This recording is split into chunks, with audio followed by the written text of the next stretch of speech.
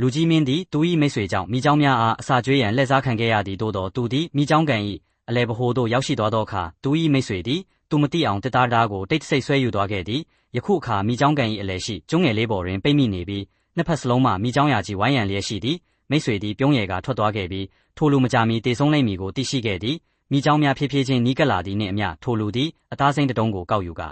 ရေထဲသို့ပစ်ချလိုက်ပြီးရင်းတို့အားအာယုံပြောင်းသွားအောင်လုပ်ခဲ့သည်သို့သောမိเจ้าများအလွန်များပြားသဖြင့်အစားအစာမှလည်းလုံလောက်မှုမရှိပေထိတ်လန့်ကြားဖြစ်ကာသူသည်ကန်းဆက်အနီးတွင်ချီနှောင်ထားသောငါးဖမ်းလေတစ်စင်းကိုတွေ့မြင်လိုက်သည်ထိုအချိန်တွင်စိတ်ကူးတစ်ခုရလိုက်သည်သူ၏စမတ်နာတွေကိုလှည့်လိုက်ပြီးရုတ်တရက်လေကိုရွှေ့လိုက်သည်လွတ်မြောက်နိုင်မည်ဟုထင်မိသည့်အချိန်တွင်လေ၏နောက်ပိုင်းသည်ကန်းဆက်သို့ချီနှောင်ထားကြောင်းသတိထားမိလိုက်သည်ထိုခိုက်တွင်မိเจ้าတစ်ကောင်သည်ကျွန်းပေါ်သို့တက်လာခဲ့သည်ထိတ်လန့်တကြားဖြင့်သူသည်နောက်ဆုံးသားတုံးကိုထိုမိเจ้าစီသို့ပစ်ချလိုက်တော်လဲယခုအခါမိเจ้าများကပိုလီနီကပ်လာခဲ့သည်လွတ်မြောက်ရန်နီးလန်းမရှိတော့ဟုထင်ရသည့်အချိန်တွင်သူ့နောက်မှမိเจ้าများသည်တရားပုံစံနှင့်တူနေသည်ကိုသတိထားမိလိုက်သည်မစင်စားတော့ဘဲထိုလူသည်ရင်းတို့၏ကိုယ်ခန္ဓာများပေါ်မှခုံကာထိုနေရာမှလွတ်မြောက်သွားခဲ့သည်